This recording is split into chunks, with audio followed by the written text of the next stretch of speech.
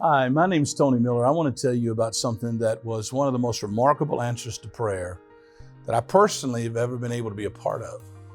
I had the privilege of growing up in a Christian home, but one of the things I recognize is that even though I was raised in a Christian home, I didn't inherit my faith, I had to choose it. And one of the things I learned by learning to choose my faith is that oftentimes the testimony of God's faithfulness in my family became a witness to me personally.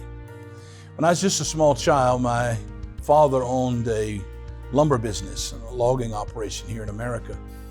And on a cold winter morning, trying to get a logging truck started, it wouldn't start because it was so cold. Back in those days, they would oftentimes take the carburetor, the breather off the top of the carburetor and pour a little bit of gas in it to try to just get it jump start.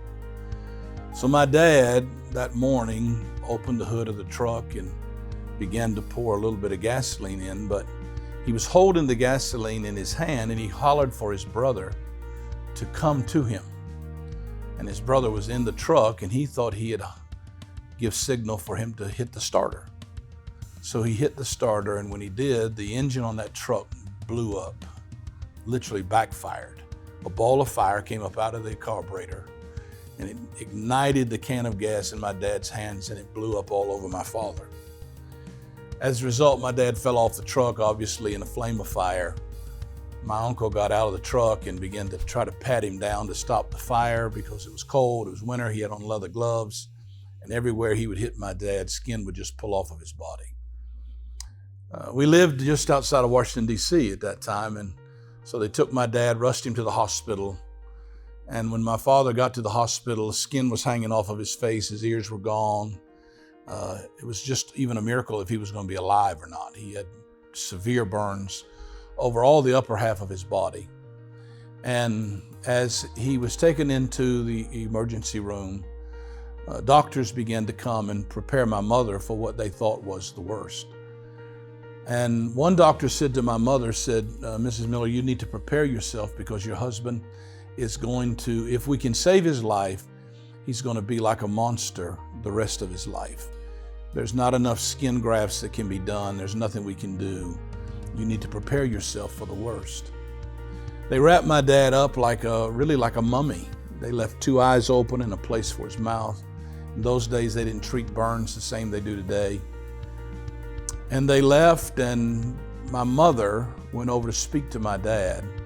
And my dad had just been born again and actually became a spirit-empowered believer. And my dad, through the little opening left for his mouth, said to my mother, call for the elders of the church and ask them to come anoint me with oil and pray. Because the prayers of righteous people avail much. My mother called for our pastor, who was not famous nor well known, but he came with a couple elders from our church and they anointed my dad. They left a little oil spot right there on the bandages on his head, and they prayed the prayer of faith. They left and went home. My dad told my mother the next day, he said, when they prayed last night, the burning sensation left me. You know how much a burn can sting and continue to burn long after the flames are out. He said, the burn left me. It's no longer a part of my life. Make a long story short, 3 days later, when they came in to remove his bandages, as they untook bandages from my dad's face and upper body, all the dead burnt skin from that disaster and that horrible fire was in those bandages. And underneath those bandages, my dad had a brand new face. He had new ears. Everything was perfectly formed. His upper body was completely with new skin. 10 days later, my dad left that hospital because he had begun to shave.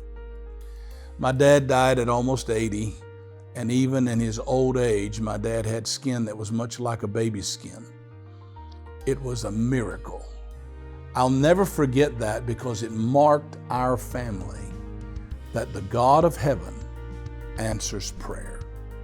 Now, I want to challenge you today. It does not matter how difficult or tragic the circumstance of your life. The Bible says, whoever shall call on the name of the Lord shall be saved. I want to encourage you today to believe that prayer not only helps you, but that it really does cause heaven to respond to your needs. Miracles are possible through people who pray.